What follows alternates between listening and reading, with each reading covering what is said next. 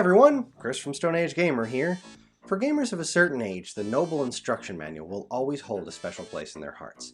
At a time when the games themselves weren't able to tell complex stories or teach you how to play via in-game tutorials, manuals were where you learned about games and their lore. Most were straightforward informational dumps, many had amazing artwork, but some took things a step further to become truly legendary.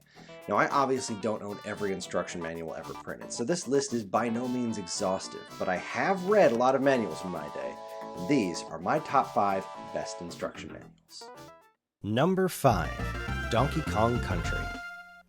Classic instruction manuals usually did their job in a pretty dry manner. There were, however, some exceptions, and one of the first examples of a manual trying to spice things up that I ever encountered came in the form of Donkey Kong Country. The manual itself is more or less your basic fare, except that nearly every page has a blurb from Cranky Kong on it. This wrinkly old ape injected a hilarious sense of personality into the game itself, and that carried all the way into its manual.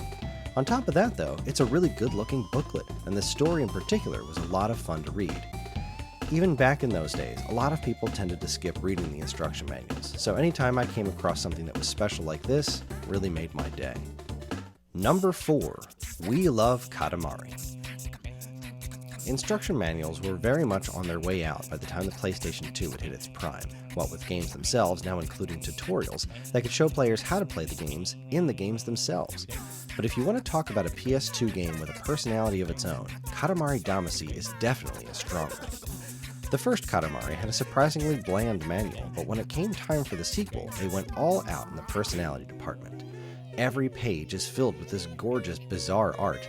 It's likely that this game's creators knew that most of the information in this booklet wasn't going to be read, or even necessary to the majority of players, so why not just have some fun with it? I couldn't have been happier that they did. I may not like We Love Katamari nearly as much as its predecessor, but this manual is one area where the sequel absolutely outshines the original. Number 3. A three-way tie between Zelda, Zelda 2, and Metroid. Yeah, okay, this is a bit of a cheat, but I didn't want to eat up 3 slots on this list with the similar manuals that I love for the same reasons. These all came out around the same time, and Metroid, Legend of Zelda, and Zelda 2 The Adventure of Link all have absolutely stellar manuals. What makes them special isn't some sense of humor or fourth wall breaking, they're just beautifully illustrated books that tell fascinating stories and set the groundwork for some of my favorite game worlds of all time. These stories aren't short either. Zelda 1 and 2 in particular feature lengthy tales that for a young me were pure imagination fodder. Meanwhile, Metroid's manual repeatedly refers to Samus as a man and focuses on their mysterious identity, making that shocking reveal at the end of the game all that much more impactful. These ones also do this wonderful thing where they show the original artwork next to the in-game sprites, which is such a fun direct comparison to make in these old games, and helped make the limited sprite work feel all that much more alive. Other manuals like Kid Icarus employed similar styles, but for my money, nothing beats this trifecta in this particular department. Number 2. Star Tropics. This game is wonderful, but its manual is the source of not just one of its greatest moments, but one of my favorite gaming memories of all time. At first glance, this manual isn't anything special. It covers all the basics, and it doesn't do it in any kind of particularly interesting manner. It's just there. But when you turn it over, there's this letter. The plot of the game has protagonist Mike Jones trying to rescue his uncle Dr. J, and there was a novelty letter written by him attached to the back of the booklet. I thought it was a really cool touch when I first got the game, but when I pulled it off the back and read it, I saw that the manual itself said that the letter was important and that I should absolutely not throw it away. So I folded it right back up, put it inside the game box, and played the game. Then there comes a point where you need to enter a password to start up your uncle's submarine, and in order to find said password, this robot tells you to put Dr. J's letter in water. He's not talking about an item in the game, he's talking about the literal physical letter. I was skeptical at first because it's paper and I didn't want to get it wet, but I decided to listen to the robot, and in the end, sure enough, well, these words magically appeared on the letter. Now, unfortunately, mine's a little old and the letters have worn off, so the water trick no longer works, but here's a picture that I got off of Eurogamer that shows what the actual words looked like on the original letter before they wore off. I had never seen anything quite like this before, and it was a positively magical experience, the likes of which I wouldn't see again for years in Metal Gear Solid for PlayStation. What an amazingly fun thing to add to a manual.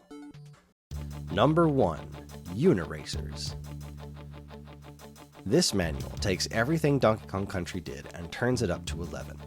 Instead of having a straightforward manual narrated by a goofy old monkey, they made every word of the manual written in an incredibly unusual style. Even the basic stuff about turning your console on is written like this, assuming that if you're reading that part of the book, you probably just got your Super NES. This made me want to read every word in the entire manual just to see how they'd approach it. It's just so goofy. But the best thing of all comes on a page later in the manual titled Irrelevant. They talk about how manuals sometimes have blank pages in them, and they didn't want to do that here, so they just wrote about pizza. It made me laugh so hard, and I couldn't wait to show all my friends. I loved Uniracers, and I will always be mad at Pixar for pulling this game off the market because they think they own computerized unicycles, but whatever. The game was great, and its manual helped cement its place as one of the coolest Super NES games ever made, and my favorite instruction manual all time.